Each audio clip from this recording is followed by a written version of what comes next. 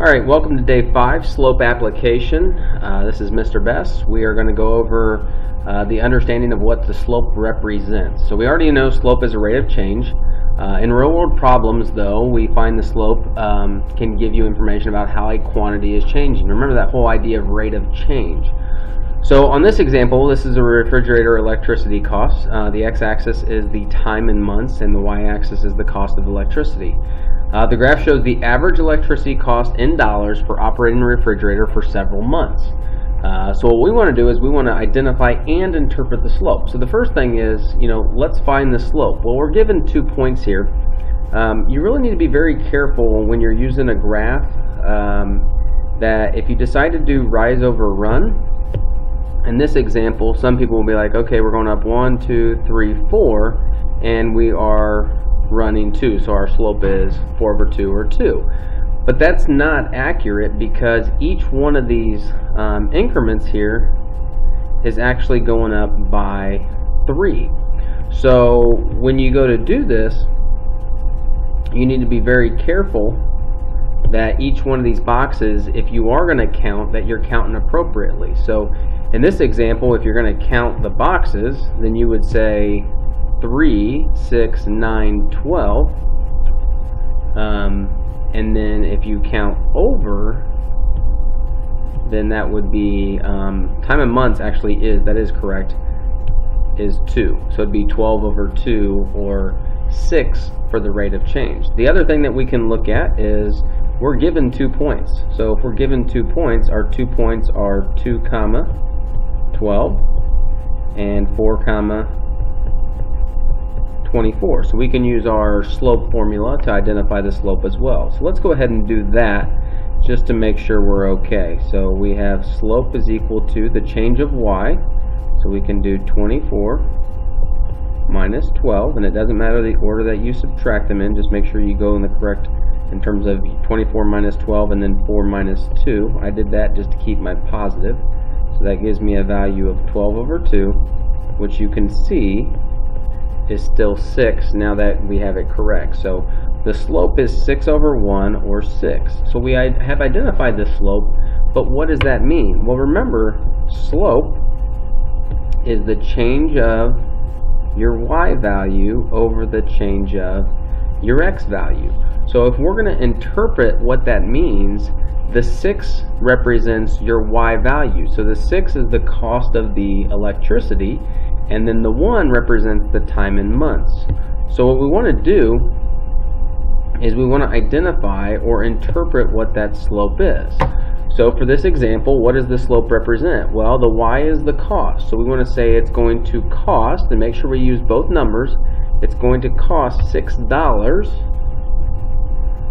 Alright, and then 1 month. Okay, so cost $6 for 1 month, or we could say for every month, or $6, cost $6 per month. Something to that where you're talking about both values. So it costs $6 per month, it costs $6 every month, it costs $6 for 1 month.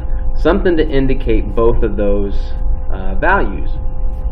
So that's what we're looking for on this step, is we're looking to identify the slope and talk about what it means. Okay? So on the next example, we have another one here. The graph shows the height of a plant over a period of so many days.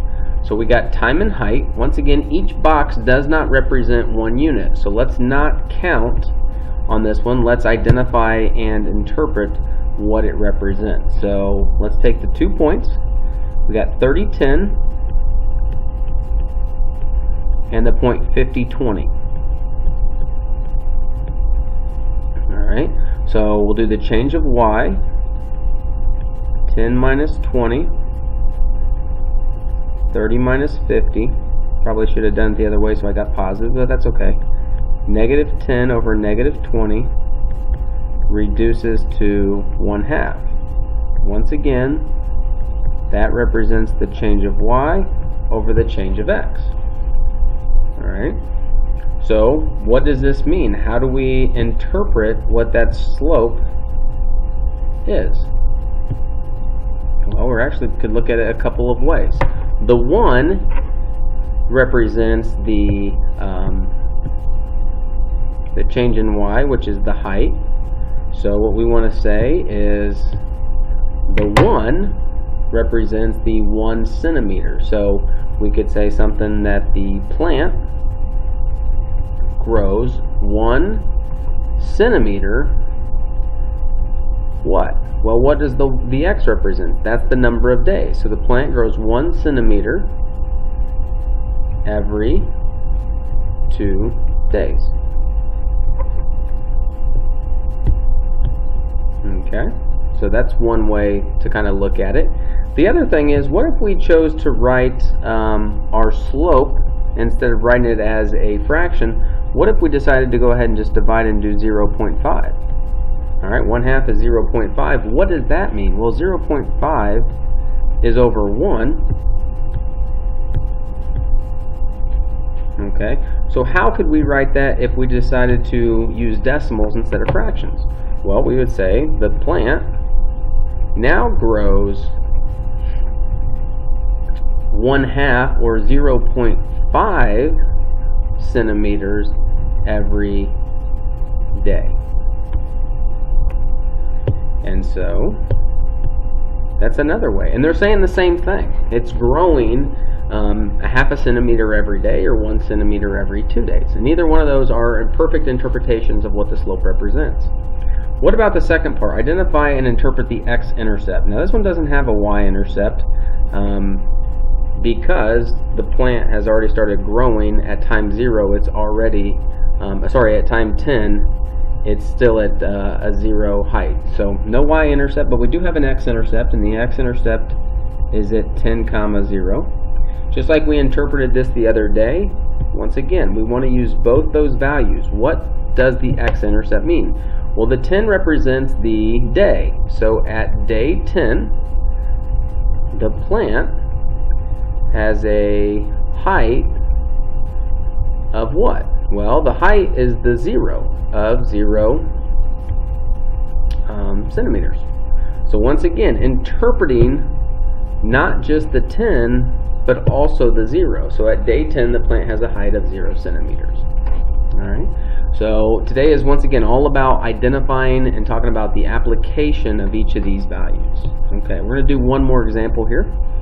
On example 3, it talks about a submersible that is exploring the ocean floor, begins to ascend to the surface. The elevation, h in feet, of the submersible is modeled by the function h of t equals 650t minus 13,000, where t is the time in minutes since the submersible began to ascend. So we want to graph the function and identify its domain and range, and we also want to interpret the slope and the intercepts of the graph. Okay, so how are we going to do this? How are we going to graph this? Well, we can graph this using slope-intercept form. We could graph this by using the intercepts. But let's go ahead and get an idea as to what it is that we're looking for on this. So what we do know is we know that the slope, oh, that didn't work.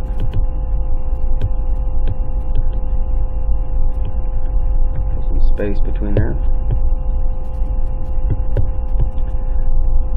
So what we do know is we know that the slope is at 650. We know that the y-intercept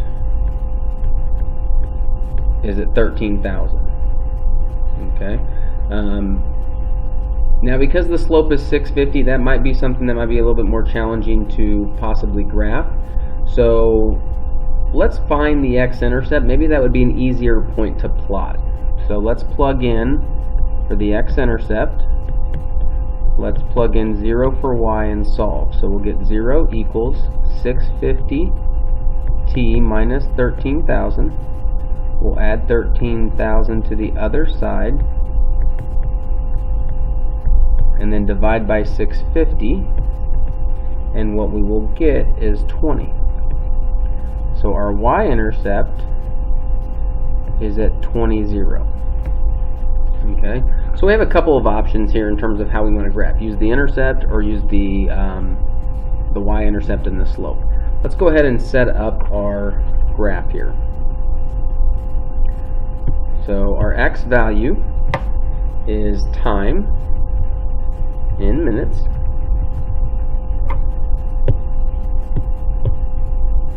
Okay. Our y value is the elevation in feet.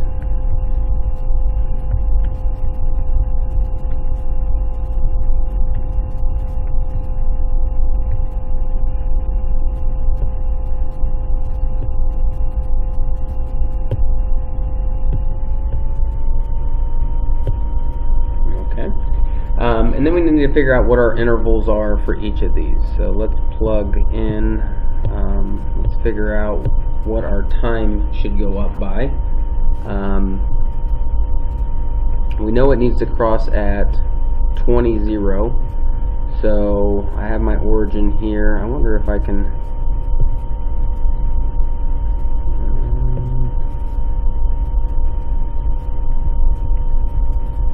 trying to move, maybe I don't have a better graph on here, so, well, we'll just go ahead and use this. Maybe go up by 2s for my time, possibly. So maybe have each one of these represent 2. So 2, 4, 6, 8, 10. So right there will be a 10, 12, 14, 16, 18, 20. 22, 24, 26, 28, 30. So that'll get us up to 30 in terms of our time.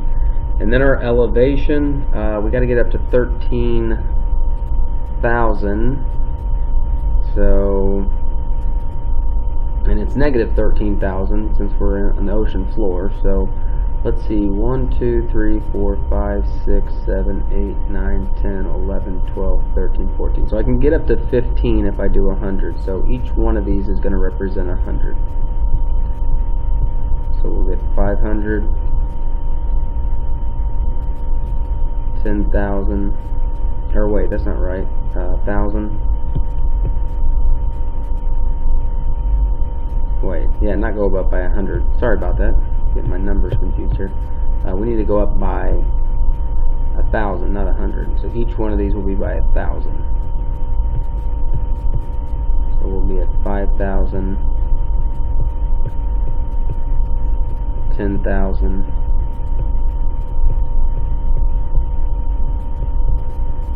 and 15,000. Okay, so now we can graph what looks to be, we can graph our x-intercept at 20, 0. So that'll be over here. And then our y-intercept will be at, and I wrote that down incorrectly. So this is actually our y-intercept at negative 13,000. I wrote 13, but it's negative 13. And so negative 13,000 would be down here. And then we should be able to graph the line.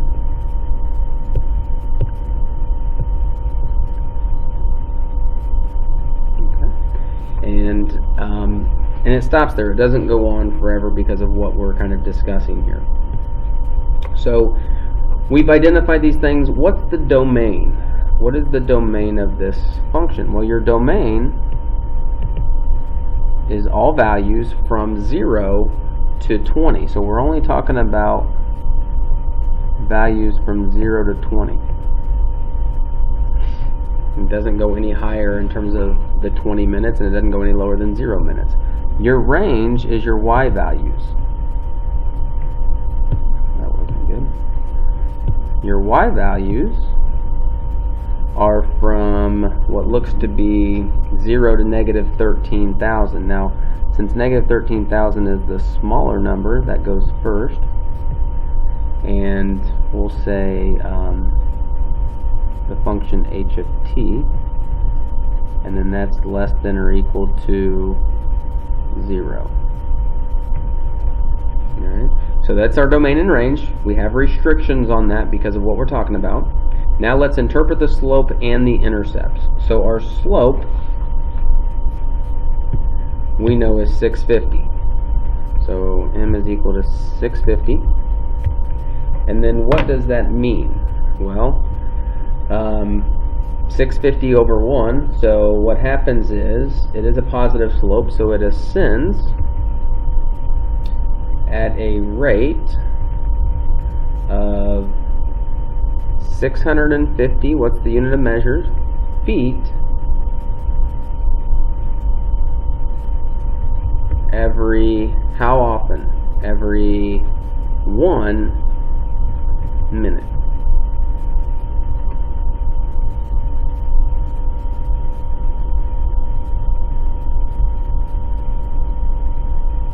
Okay, so your slope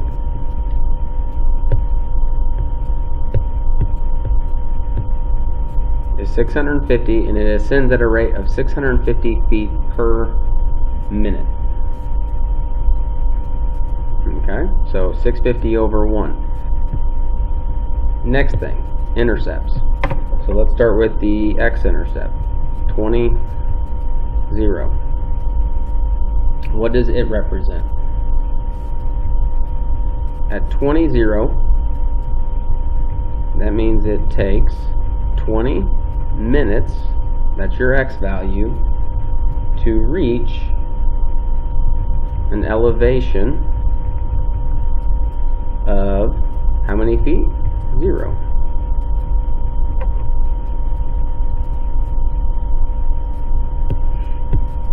And that once again describes both values, the 20 and the 0. And then the last one will be the y-intercept, which we know is 0, negative 13,000. And what does this represent? Well, at time 0 minutes,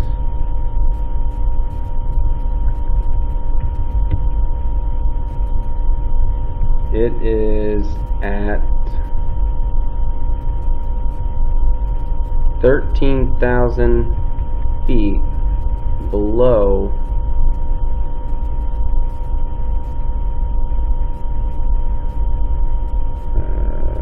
below the surface. And try not to use the negative 13,000.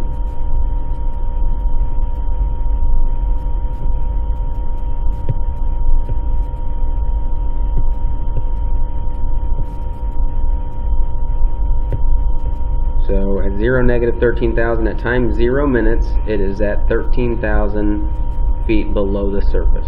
Okay, so once again, describing what each of those things mean. So that one took a little bit longer to get through, but once again, it's all about describing and explaining what these slopes are, what the intercepts represent, and being able to use both values to do so. Okay, so that is it. You will have a day 5 worksheet with this tomorrow. Thank you.